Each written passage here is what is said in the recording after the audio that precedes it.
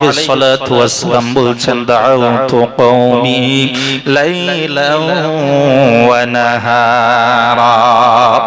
দিনের বেলা যেমন দাওয়াত দিলাম, রাতের বেলাও একাকার করে দিলাম। দিন রাত একাকার করে দাওয়াতি কাজে আমি আমার সময়টা লাগিয়ে দিলাম, কিন্তু ফলাফল যেটা আমি দেখলাম বড় লজ্জিত। আল্লাহ কি ফলাফল দেখলেন? হযরত নূহ আলাইহিস সালাতু ওয়াস সালাম বললেন, ফালাম ইয়াজিদুহুম দুআই ইল্লা ফিরারা। আমি যখনই তাদের দাওয়াত দিলাম, এই দাওয়াত দেওয়ার পরে তারা কি করল? আমার দাওয়াত গ্রহণ করা তো দূরের কথা, যখন আমি রাস্তা দিয়ে যাই আমাকে দেখার পরে এরা পালাতে লাগলো। ফালাম ইয়াজিদুহুম দুআই ইল্লা ফিরারা। আমার দাওয়াত শুনবে না বলে, আমার মুখের ভাষা এরা শুনবে না বলে, যখনই আমি এদের কাছে দাওয়াত দিতাম এরা আমার কথা শুনবে না বলে আমাকে দেখার পর পরে এরা পালিয়ে চলে যেত। লাইলান ওয়া নাহারা ফালাম ইয়াজিদহুম দুআই ইল্লা ফিরারা। আমাকে দেখা মাত্রই এরা পালিয়ে চলে যেত। ওয়া ইন্নী কুল্লামা দাউতুহুম লিতাগফিরা লাহুম। এটা তো একরকম সিস্টেম আল্লাহ বললেন। আরেকটা সিস্টেম হযরত নূহ আলাইহিস সালাতু ওয়াস সালাম আল্লাহকে বলছেন। এক তো আমি রাস্তায় দেখলে পরে ওরা চলে যেত, আমার সামনে দেখা দিত না, প্রথম কথা। এরপরে হযরত নূহ আলাইহিস সালাতু ওয়াস সালাম বলছেন যে আমার জাতি এত তেরা জাতি, এত নেমক হারাম, এরা কি করলো? ওয়া ইন্নী কুল্লামা দাউতুহুম লিতাগফিরা লাহুম জাআলু আসাবিআহুম ফি আযানিহিম। হযরত নূহ আলাইহিস সালাতু ওয়াস সালাম তিনি বলছেন, যখন আমি তাদের দাওয়াত দিলাম এই উদ্দেশ্যে যে তোরা একটু একটাবার আল্লাহকে স্বীকার করে নে, লিতাগফির লাহুম, যাতে করে আল্লাহ তোদেরকে ক্ষমা করে দেয়। আমার ইচ্ছা যে আল্লাহ তোদেরকে ক্ষমা করুক আর তোরা জান্নাতি হয়ে যা। একবার জোরে বলুন না সুবহানাল্লাহ। তো আমার কথা শোনা তো দূরের কথা, হযরত নূহ আলাইহিস সালাতু ওয়াস সালাম বলছেন জাআলু আসাবিআহুম ফি আযানিহিম। যখন তাদের কাছে আমি দাওয়াত দেওয়ার জন্য অগ্রসর হলাম, তারা দ্বিতীয় নম্বর কি করলো? প্রথম তো পালিয়ে চলে গেল, দ্বিতীয় নম্বর জাআলু আসাবিআহুম ফি আযানিহিম। তারা তাদের কানের মধ্যে তাদের আঙ্গুলগুলো প্রবেশ করিয়ে দিত। উদ্দেশ্য হলো নূহের কথা যাতে তাদের কানের মধ্যে কর্ণগোচর না হয়। হযরত নূহ আলাইহিস সালাতু ওয়াস সালামের কথা যাতে তাদের কানের মধ্যে না প্রবেশ করে, কানের ভিতরে আঙ্গুল দিয়ে দিল। আর কি করলো? এটা তো 2 নম্বর। 3 নম্বরে আল্লাহ পাক রব্বুল আলামিন বলছেন, আল্লাহ হযরত নূহ আলাইহিস সালাতু ওয়াস সালাম বলছেন যে আল্লাহ এরা তো আমাকে দেখে পালালো, কানের মধ্যে আঙ্গুল দিল যাতে করে আমার কথা ওদের কর্ণগোচর না হয়। 3 নম্বরে আল্লাহ পাক বলছেন ওয়াস্তাগশাউ সিয়াবাহুম। আর তারা কি করল? তারা যখন আমি তাদের সামনে যে দিতাম, তারা রমালগুলো ওড়নাগুলো নিয়ে তাদের মুখগুলি ঢেকে নিত যে এই নূহ আসছে, সুতরাং এইবারে এসে দিনের দাওয়াত দেবে, ঈমানের কথা বলবে, ইয়াকিনের কথা বলবে, ইসলামের কথা বলবে, ইকরামুল মুসলিমিনের কথা বলবে, জিকিরের কথা বলবে। এমনি করে একের পর এক সব কথা একের পর এক নবী নূহ আলাইহিস সালাতু ওয়াস সালাম বলবে।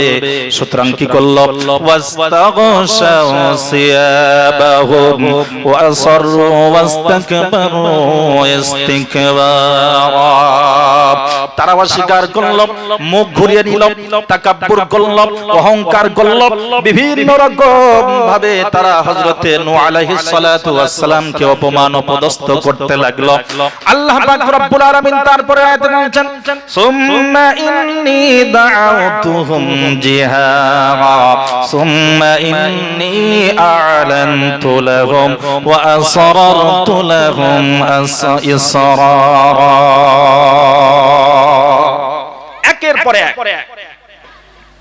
গোপনে হলো না, মানুষের দ্বারে দ্বারে গিয়ে হলো না, সমাবেশ করলেন। জিহারা দাওয়াতুহুম জিহারা, প্রকাশ্য সমাবেশ করে, ইজতিমা করে, জলসা করে দাওয়াত দিলেন যে তোরা আয়, কুলু লা ইলাহা ইল্লাল্লাহ, আল্লাহ এক, এই একত্ববাদের সাক্ষ্যটা একটু দে, তাহলে তুফলিহুন, সব কামিয়াব হয়ে যাবে। না, তাদের কওমের লোকেরা কোনো ভ্রুক্ষেপ করেনি। আমি বলতেছিলাম যে আল্লাহ পাক রব্বুল আলামিন যখন সম্পদ দেন, মানুষ আল্লাহর কথা আর মনে রাখে না, আল্লাহর কথা আর স্মরণে থাকে না। এই জন্য কোরআনে কারীমের মধ্যে আল্লাহ পাক রব্বুল আলামিন বলছেন, পৃথিবীর মানুষ তোমরা শোনো, ওয়া ইযা আন'আমনা আলাল ইনসানি আ'রাদা ওয়া নাআ বিজানিবি ওয়া ইযা মাসসাহুশ শাররু ফাযু দুআইন আরিদ। আল্লাহ পাক রব্বুল আলামিন বলেন, সম্পদ যখন মানুষকে ঢেলে দিই, অর্থ যখন মানুষের কাছে, অর্থের প্রাচুর্য যখন বাড়িয়ে দিই, কোন রকম সমস্যা থাকে না, কোনো কিছুই অভাব নাই, খাওয়ার অভাব নাই, পড়ার অভাব নাই, মালের কোনো অভাব নাই, ব্যবসা বাণিজ্যের লভ্য অংশের কোনো অভাব নাই, স্ত্রী সন্তানের কোনো অভাব নাই, সম্মানের কোনো অভাব নাই। এক কথায় আল্লাহর নিয়ামত দিয়ে যখন বান্দাকে ভরিয়ে দেয়, আল্লাহ পাক রব্বুল আলামিন বলছেন মানুষের বদ খসলত হলো, খারাপ অভ্যাস হলো, যখন এই অর্থ আসবে, সম্পদ আসবে, আল্লাহ বলছেন বেমালুম আমাকে তারা ভুলে যায়, আমার কথা আর মনে হয় না। কিন্তু যেমনি বিপদে পড়ে, ওয়া ইযা মাসসাহুশ শাররু, আবার ওই ব্যক্তি যখন এমনি করে বিছন সাপটা হয়ে যায়, বিরাট মুসিবত তার উপরে হঠাৎ চলে আসলো, বিরাট আচমকা মুসিবত আসলো, পেশাব বন্ধ হয়ে গেল, মনে করেন এটা মুসিবত না মুসিবত নয়? হ্যাঁ জি, কি হঠাৎ মাথা ঘুরে পড়ে স্ট্রোক হয়ে গেল, বিছন সাপটা হয়ে পড়ে গেল, এমনি করে প্যারালাইসিস হয়ে গেল, বল বন্ধ হয়ে গেল, হুঁশ হারা হয়ে গেল।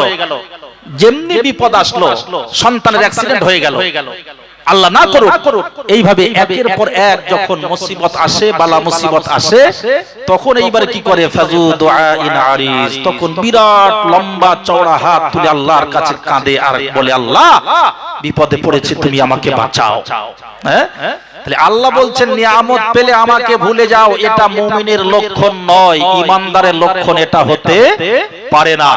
ঈমানদারের লক্ষণ হবে সর্বসময় আল্লাহর প্রতি অবিচল বিশ্বাস রাখতে হবে, কারণ ঈমানদার কলমা পড়ে নিয়েছে, আমানতু বিল্লাহি, পড়েছেন না পড়েননি?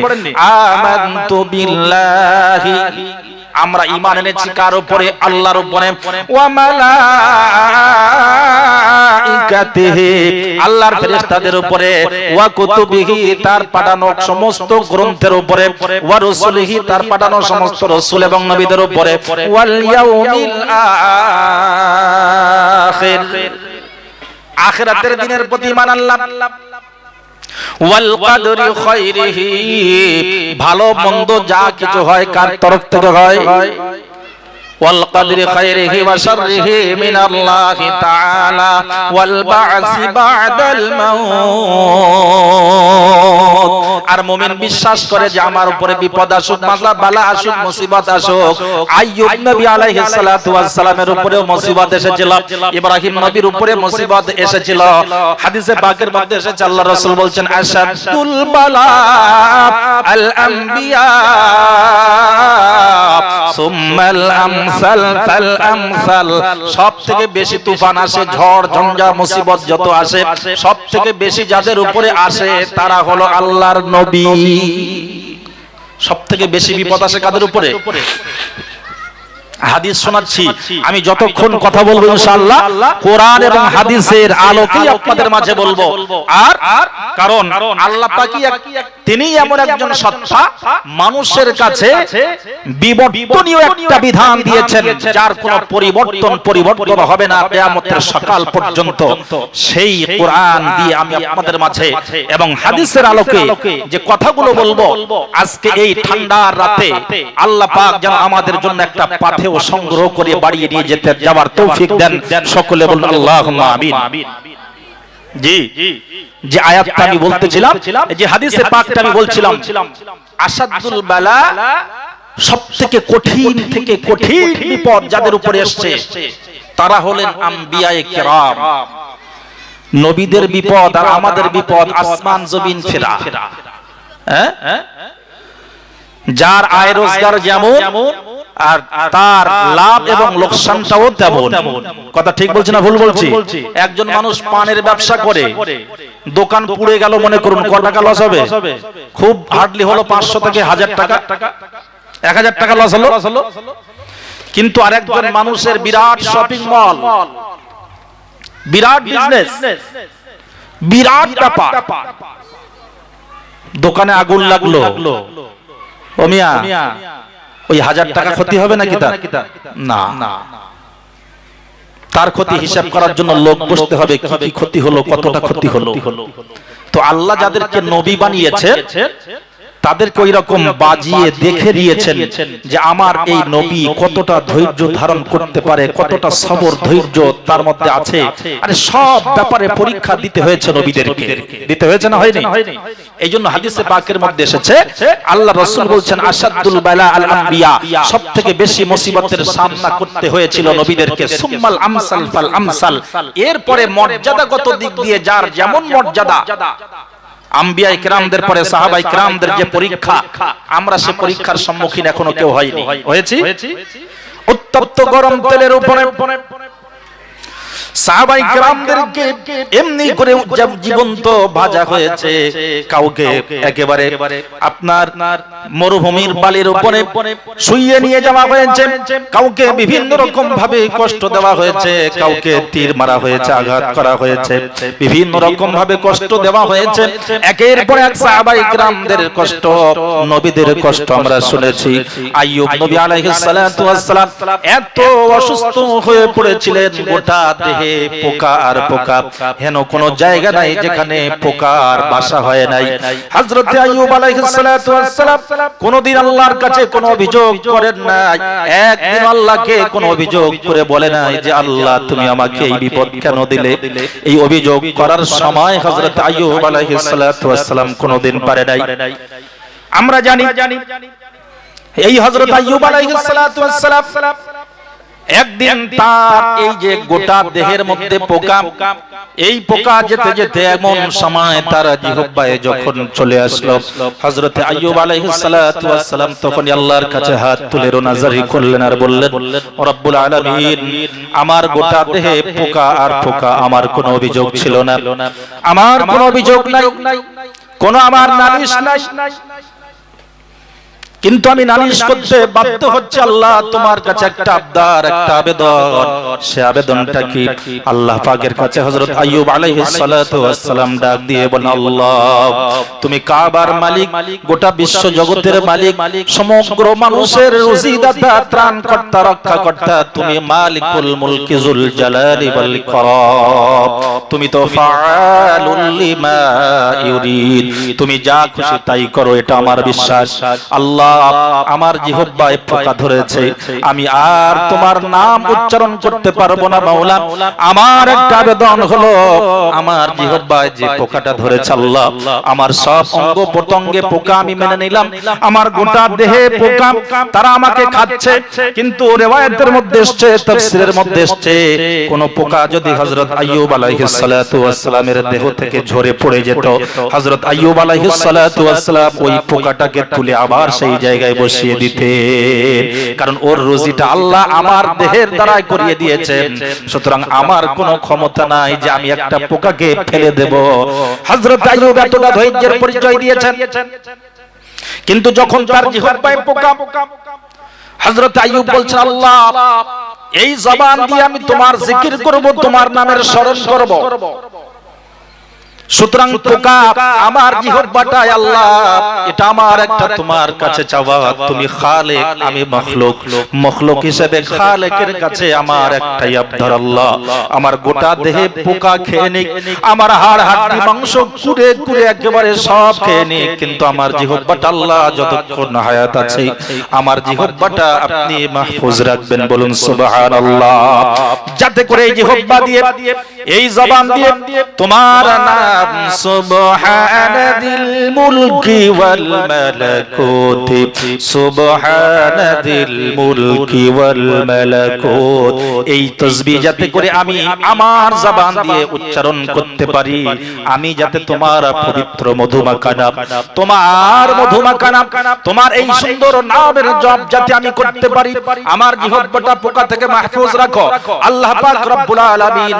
এই জন্য তার রাসূলের হাদিসে পাকের মধ্যে বলেছেন, সব থেকে বেশি পরীক্ষার সম্মুখীন যারা হয়েছেন তারা হলো আল্লাহর নবী, আম্বিয়ায়ে কেরাম। পরীক্ষা কোথায় দিয়েছেন মিয়া? ইব্রাহিম নবীর পরীক্ষা তো আপনারা জানেন, এই সব ঘটনা আমাদের জানা আছে।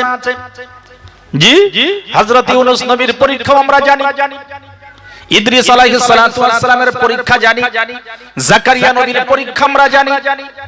সব নবীরা একের পর এক আল্লাহর সামনে এমন পরীক্ষা দিয়েছেন। এই পরীক্ষার কথা হযরত ইব্রাহিম আলাইহিস সালাতু ওয়াস সালামের ব্যাপারে আল্লাহ পাক রব্বুল আলামিন কোরআনে কারীমের মধ্যে বলেছেন যে আমার নবী ইব্রাহিমকে বহু পরীক্ষা নিয়েছি। وَإِذِ ابْتَلَى إِبْرَاهِيمَ رَبُّهُ بِكَلِمَاتٍ فَأَتَمَّهُنَّ قَالَ إِنِّي جَاعِلُكَ لِلنَّاسِ إِمَامًا। আল্লাহ পাক রব্বুল আলামিন বলেন, যখন আমি আমার নবী ইব্রাহিমকে বহু পরীক্ষা নিয়েছি, অনেকগুলো পরীক্ষার সম্মুখীন হতে হয়েছে হযরত ইব্রাহিমকে, কিন্তু হযরত ইব্রাহিম এমন একজন নবী, ওয়াইয ইবতালা ইব্রাহিম রাব্বুহু বিকালিমাত, অনেক দিক দিয়ে পরীক্ষা, কখনো সন্তানকে জবাই করে পরীক্ষা, কখনো নমরুদের আগুনের মধ্যে ঝাঁপ দেওয়ার পরীক্ষা, কখনো বিবি হাজরাকে একেবারে বনবাসে রাখার পরীক্ষা, এমনি করে হাজারো লাখো পরীক্ষা হযরত ইব্রাহিমের কাছ থেকে আল্লাহ নিয়েছেন। বহু পরীক্ষার সম্মুখীন হযরত ইব্রাহিমকে হতে হয়েছে। আর বিনিময়ে আল্লাহ পাক বললেন, আমার নবী খলিলুল্লাহ ইব্রাহিমকে এত পরীক্ষা নিয়েছি, এত পরীক্ষা নিয়েছি, পরীক্ষায় 100+ মার্ক পেয়ে হযরত ইব্রাহিম আলাইহিস সালাতু ওয়াস সালাম তিনি আমার পরীক্ষায় উত্তীর্ণ হয়েছেন। আমি বিনিময়ে ফলাফল হিসেবে উত্তীর্ণ হওয়ার কারণে, পরীক্ষায় পাস করার কারণে, ফুল মার্ক পাওয়ার কারণে আল্লাহ পাক রব্বুল আলামিন হযরত ইব্রাহিমের ব্যাপারে বললেন, ক্বালা ইন্নী জাঈলুকা লিন-নাসি ইমামা। আল্লাহ বললেন, আমি হযরত ইব্রাহিমকে জনগণের জন্য, মানব জাতির জন্য, জাঈলুকা আমি বানিয়ে দিলাম তোমাকে, লিন-নাস মানব জাতির জন্য, ইমামা মুক্তাদা বানিয়ে দিলাম, ইমাম বানিয়ে দিলাম। একটাবার জোরে সুরে বলুন সুবহানাল্লাহ। হে ইব্রাহিম, তোমাকে আমি জাতির পিতা এবং তোমাকে আমি জাতির মুক্তাদা, তোমাকে ইমাম বানিয়ে দিলাম। মুক্তাদি নয়, মুক্তাদি হলাম আমরা, মুক্তাদা হলেন হযরত ইব্রাহিম। তোমাকে জাতির মুক্তাদা বানিয়ে দিলাম। এই রকম ভাবে বহু পরীক্ষা দিতে হয়েছে। তো হযরত নূহ আলাইহিস সালাতু ওয়াস সালামের দাওয়াত আমরা শুনলাম, রাত দিন দাওয়াত দিলেন, রাত দিন মানুষের কাছে প্রচার প্রসার করলেন, দ্বীনের দাওয়াত দিলেন, কলেমার দাওয়াত দিলেন, ইসলামের দাওয়াত দিলেন, আল্লাহর একত্ববাদের দাওয়াত দিলেন। কিন্তু বড় আফসোস, আজকে দাওয়াত দেওয়ার পরেও লোক হয় না। কারণটা কি? কারণটা খোঁজার জন্য আজকে এত দূর আসলাম। ওই কারণ বলতে বলতে আজকে আপনাদের মাঝে এত দূর পর্যন্ত চলে আসলাম। আমার ভাইয়েরা, সন্তান যখন আমাদের থাকে, সম্পদের মালিক যখন আমরা হই,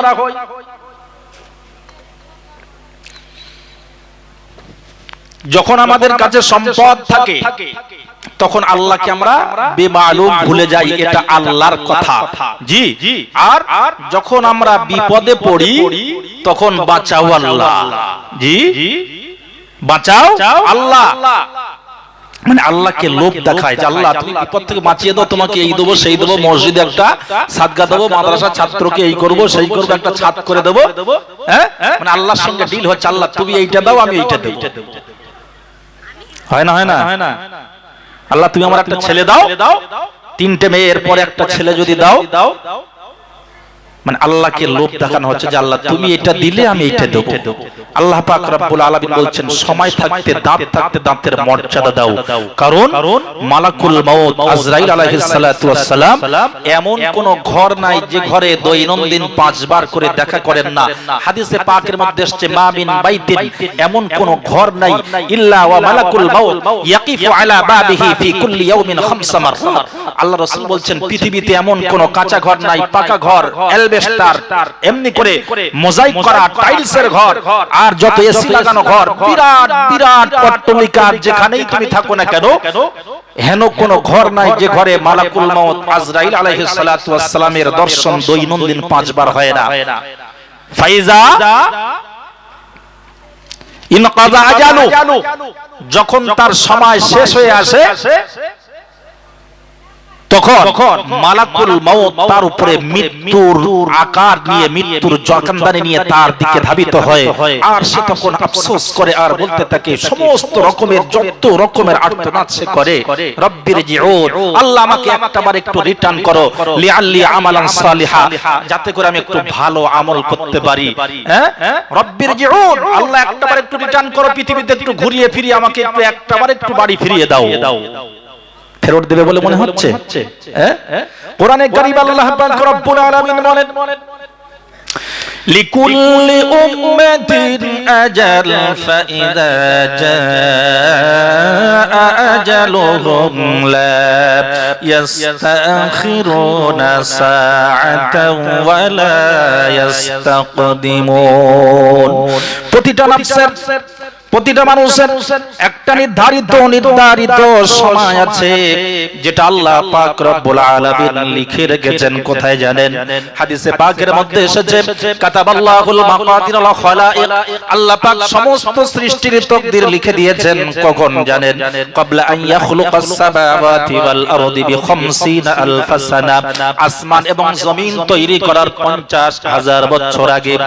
ক্বাবলা আন ইয়াখলুকাস সামাওয়াতি ওয়াল আরদ, আসমান এবং জমিন তৈরি করার 50,000 বছর আগে আল্লাহ পাক রব্বুল আলামিন বলেন আমি সমস্ত মানব জাতি এবং সমস্ত সকলের তাকদীর আমি আল্লাহ লিখে দিয়েছি। জি, আল্লাহ পাক রব্বুল আলামিন এর জন্য বলছেন পৃথিবীর মানুষ তোমরা শোনো, সমস্ত মানুষের তাকদীর আমি আল্লাহ লিখে দিয়েছি, সকলের তাকদীর আমার কাছে লেখা আছে, সব তাকদীর আমি আল্লাহ লিখে দিয়েছি। যখন আসমানও তৈরি হয় নাই, জমিনও তৈরি হয় নাই, আসমান এবং জমিন তৈরি হওয়ার বি50 আলফ সানা, আসমান এবং জমিন তৈরির 50,000 বছর আগে আমি আল্লাহ সুবহানাহু ওয়া তাআলা মানব জাতির জন্য তাদের তাকদীরকে লিখে দিয়েছি। কি রকম তাকদীর লিখলাম?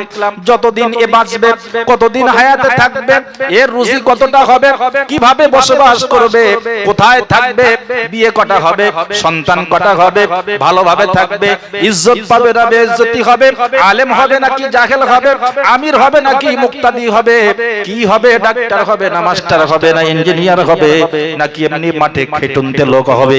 একের পরে এক আল্লাহ পাক রব্বুল আলামিন বলেন সকলের তাকদীর আমার কাছে লেখা।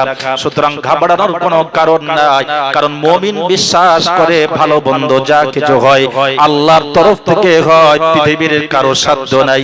আপনি চাইলে কাউকে ক্ষতি করতে পারেন না, আপনি চাইলে কাউকে উপকারও করতে পারেন না। জি, কোরআনে কারীম আল্লাহ পাক রব্বুল আলামিন বলেন উফাউযিদু আমরি ইলাল্লাহ ইন্নাল্লাহা বাসীরুম বিল ইবাদ। আল্লাহ পাক রব্বুল আলামিন বলেন ইন্নী ওয়াজ্জাহতু ওয়াজহিয়া লিল্লাযী ফাতারাস সামাওয়াতি ওয়াল আরদা হানিফান ওয়া মা আনা মিনাল মুশরিকিন। ইন্না সালাতি, নিশ্চয় আমার নামাজ, ওয়া নুসুকি, আমার কুরবানি, ওয়া মাহইয়ায়া, আমার বেঁচে থাকা, ওয়া মামাতি, আমার মৃত্যুবরণ করা, লিল্লাহি রাব্বিল আলামিন, প্রকৃত মুমিন যে হবে তার অন্য কোনো ধান্দাই থাকবে না, তার উপরে মুসিবত আসলেও সে আল্লাহর উপরে খুশি হবে, বিপদ আসলেও আল্লাহর উপরে ধৈর্য ধারণ করবে, বালা মুসিবত আসুক তুফান আসলেও সে কোনোদিন আল্লাহর উপরে ধৈর্য হারা হবে না, সবর সে ত্যাগ করবে না। মুসিবত আসতেই থাকবে, মুসিবত আসবে, কিন্তু সে কোনোদিন ধৈর্য হারা হয়ে পড়বে না, কারণ সে জানে আমার হায়াত, আমার মওত, আমার বেঁচে থাকা, আমার জীবন, আমার জিন্দেগি, আমার নামাজ, আমার কুরবানি, এটা কারোর জন্য নয়, লিল্লাহি রাব্বিল আলামিন, এটা কেবল মাত্র আমার আল্লাহর জন্যই হবে, অন্য কারোর জন্য হবে না। একটাবার জোরে জোরে বলুন সুবহানাল্লাহ। মুমিন জানে যে আমার জীবন, আমার মৃত্যু, আমার হায়াত, আমার মওত, আমার নামাজ, আমার সালাত, আমার কুরবানি, আমার তাসবিহ, আমার তাহলিল, এই সব কিছু হবে আল্লাহর জন্য, লিল্লাহ, ওই আল্লাহর জন্য, রব্বিল আলামিন, যিনি গোটা বিশ্ব জগতের একমাত্র মালিক। একটাবার জোরে বলুন না সুবহানাল্লাহ। ঘাবড়ানোর কোনো ব্যাপার নেই। আর ঘাবড়ে কি হবে? ক্ষতি মানুষ করতে পারে না, এই বিশ্বাস আমার আপনার আছে না নেই?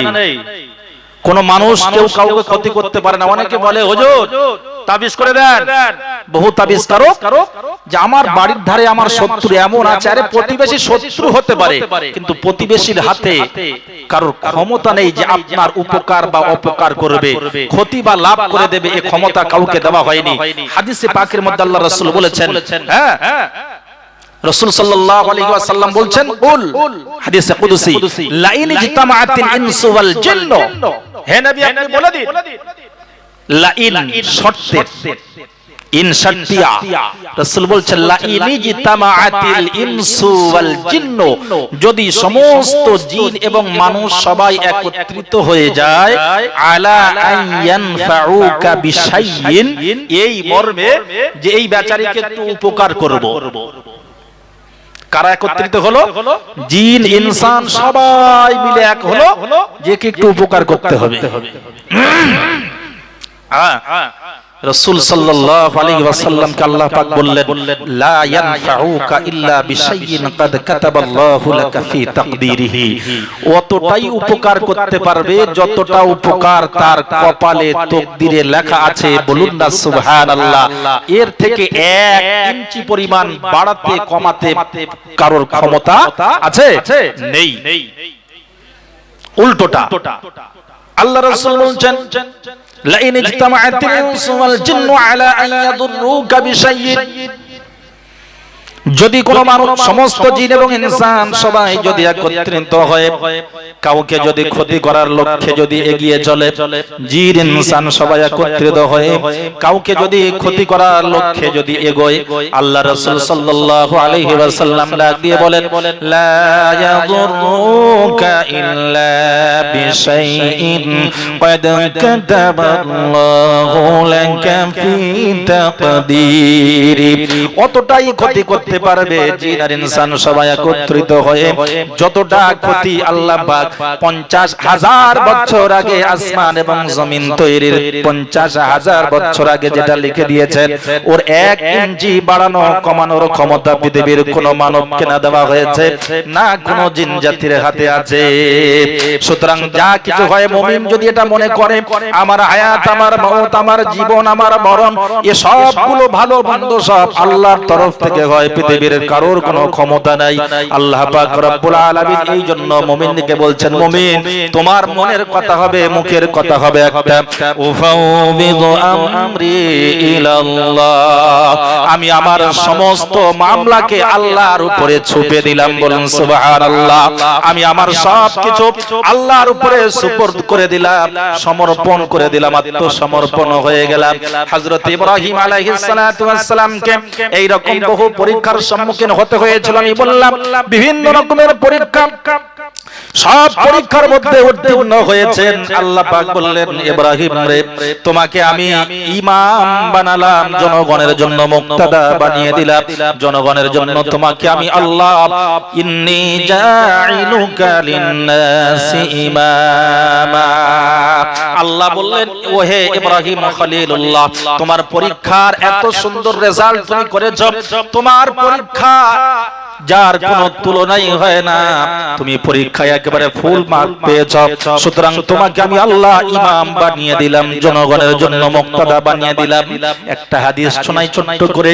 আল্লাহ রাসূল সাল্লাল্লাহু আলাইহি ওয়াসাল্লাম যাকে না বানালে গোটা পৃথিবী বানাতেন না, যাকে সৃষ্টি না করলে গোটা বিশ্ব জগৎ আল্লাহ বানাতেন না, সেই নবী আখিরুজ জামান সরকারে দো আলম তাজদারে মদিনা আহমদে মুজতবা মুহাম্মদে মুস্তাফা সাল্লাল্লাহু আলাইহি ওয়াসাল্লামকে আল্লাহ পাক বলেছিলেন, যখন তাকে মিরাজে নিয়ে যাওয়া হয়েছিল, রাসূল মিরাজ থেকে আসার পরে হাদিস বর্ণনা করছেন আর বলছেন, আরাজা আলাইয়া রাব্বি বিবাতহা মাক্কাতা যাহাবা।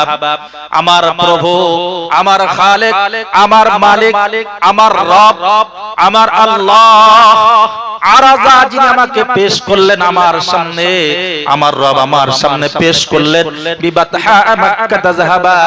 ওহে মুহাম্মদ সাল্লাল্লাহু আলাইহি ওয়াসাল্লাম, তুমি যদি চাও, তুমি যদি মনে করো, তোমার মনের যদি খাহিশ হয়, আমি আল্লাহ সুবহানাহু ওয়া তাআলা তোমার জন্য মক্কার পাহাড়টা তোমার জন্য সোনায় পরিণত করে দেব, আর এই স্বর্ণের পাহাড়ের মালিক আমি আল্লাহ তোমাকে বানিয়ে দেব। ওহে নবী, তোমার মতামতটা একটু জানাও, তোমার কি মনের ইচ্ছা একটু বলো। আল্লাহ নবী বলছেন, আরাদা আলাইয়া রাব্বি বিবাতহা মাক্কাতা যাহাবা।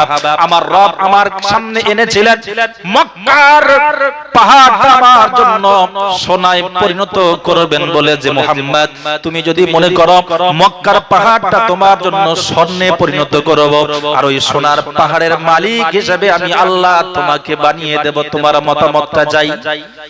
দয়ার সাগর রাহমাতুল লিল আলামিন মুহাম্মদি মুস্তাফা সাইয়্যিদুল কাউনাইন জনাবে মুহাম্মদুর রাসূলুল্লাহ সাল্লাল্লাহু আলাইহি ওয়াসাল্লাম তিনি বললেন, লা ইয়া রাব্বি, আল্লাহ আমি চাই না মক্কার পাহাড় আমার জন্য সোনায় পরিণত হোক। লা ইয়া রাব্বি, না না না না না, আল্লাহ আমি চাই না মক্কার পাহাড় আমার জন্য স্বর্ণে পরিণত হোক, এটা আমার দরকার নাই। কি চাও তাহলে তুমি? আমি তো একটা বড় আশা করে বললাম, নবী গো, তোমাকে মক্কার পাহাড়টা সোনায় পরিণত করব বলে মনে করছি, তোমার মতামত। রাসূল বললেন, লা ইয়া রাব্বি, ওহে আমার রব, আমি চাই না মক্কার পাহাড় আমার জন্য স্বর্ণে পরিণত হোক, আর ওই স্বর্ণের পাহাড়ের মালিক আপনি আমাকে বানিয়ে দেন। তবে আমি চাই যেটা, সেটা আপনাকে শোনাই। কি চাও নবী বলো? ও নবী তুমি কি চাও? আল্লাহর নবী ডাক দিয়ে বললেন, ওয়ালাকিন আজুউ ইয়াওমান ওয়া আশবাউ ইয়াওমা। বলুন সুবহানাল্লাহ। দয়ার নবী রাহমাতুল লিল আলামিন ডাক দিয়ে বলে, আল্লাহ আমি চাই একদিন ক্ষুধার্ত থাকবো আর একদিন পেট ভরে খানা খাবো। আল্লাহ নবী বললেন, ওয়ালাকিন আজুউ ইয়াওমান ওয়া আশবাউ ইয়াওমান। এমনি করে সম্পদের প্রাচুর্য আমি চাই না, সম্পদ আমি চাই না, সম্পদ মাল আমার দরকার নাই, মালের মোহে আমি পড়তে রাজি নই। আমি চাই আপনি আমাকে এমন হালাতে রাখুন যাতে করে কারোর দ্বারস্থ না হতে হয়। একদিন যদি আমি ক্ষুধার্ত থাকি, তো দ্বিতীয় দিন যেন আমার খানাটা মেলে। একদিন ক্ষুধার্ত থাকবো আর একদিনে পেট ভরে খানা খাবো।